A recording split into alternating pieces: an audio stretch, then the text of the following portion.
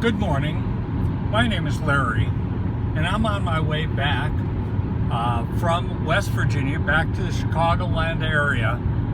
And on our way, we decided to have a little bit of a talk about the different political parties and the two candidates, main candidates that are running for this election. Last night was a terrible display of unpatriotic unwholesomeness. I am neither a Republican nor a Democrat. I vote for the candidate who I believe is most truthful and forthcoming with responses to interesting points that the American public wants to know. On the other hand, my son also has the same feelings, but he and I have leanings towards different candidates. I would like the next discussion to be a little bit more specific. I think they've gained a little bit of control, but not much, against the two candidates in this last presentation. But I think we need to take it a step further. First of all, I would like to see the following things happen. First off, after introducing the two candidates to the public or to the group, I would like to see them say the Pledge of Allegiance. That indicates that, in fact, they're pledging their wholehearted abilities to the United States of America. Now, should that be in question? No, it should not be in question. It's actually something to reaffirm to themselves as well as the watching parties and voting parties. And especially, it's an example to the young people of America that we hold this important, that we hold these truths to be true. The first question at the last group meeting was, how do you feel you reflect to the public, and are you making a good impression or a bad impression? Quite frankly, I don't think we've had such a good impression from the last two debates, and I think it's time we bring this up a notch. I think the young people of the United States of America should learn something about civic responsibility. The first thing I think the candidates should do after they're introduced is to say the Pledge of Allegiance.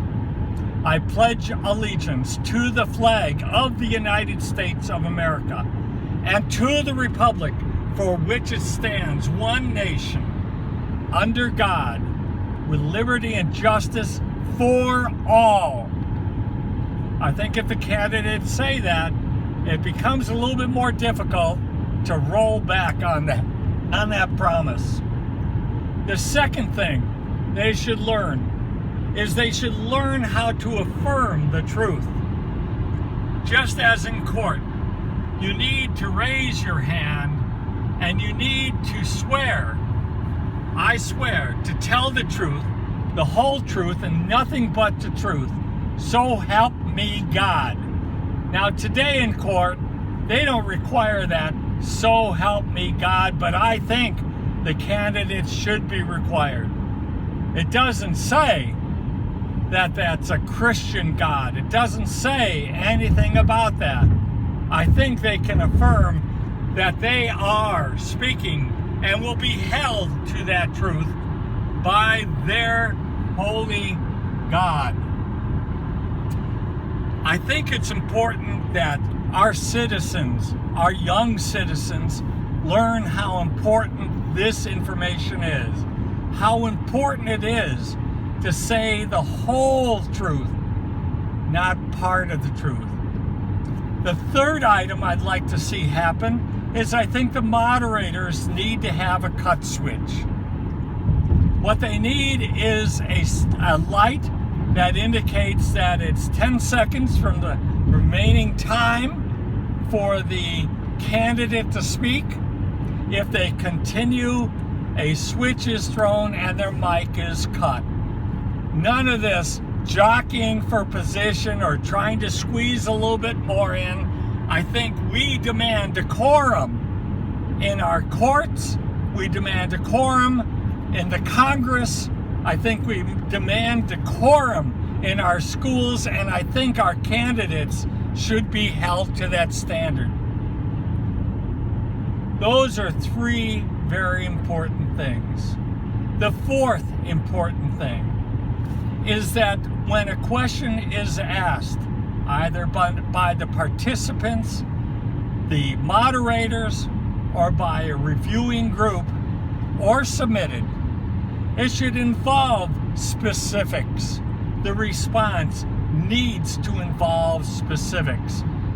The candidates need to be held accountable for how they respond.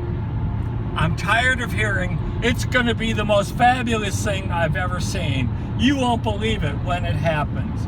Let me tell you, I don't know what they're talking about. I want specifics. If you're going to reduce unemployment, by how much can you credibly hold these candidates to? If you think it's going to be, they say if it's going to be 10 million less people on unemployment, we as the American people can hold them to it, and we can make a decision on their future. But if we don't get those specifics, if we do not get the ability to make an informed decision, all you're doing is back-patting. And I'm tired of this self-righteous back-patting that's going on. I demand, as an American citizen and a voter, to know what the candidates are going to do for this country. We have the greatest, the strongest country in the world. Can it be better? Yes, it can be better. We can make it better, but it's not just the president who makes it better.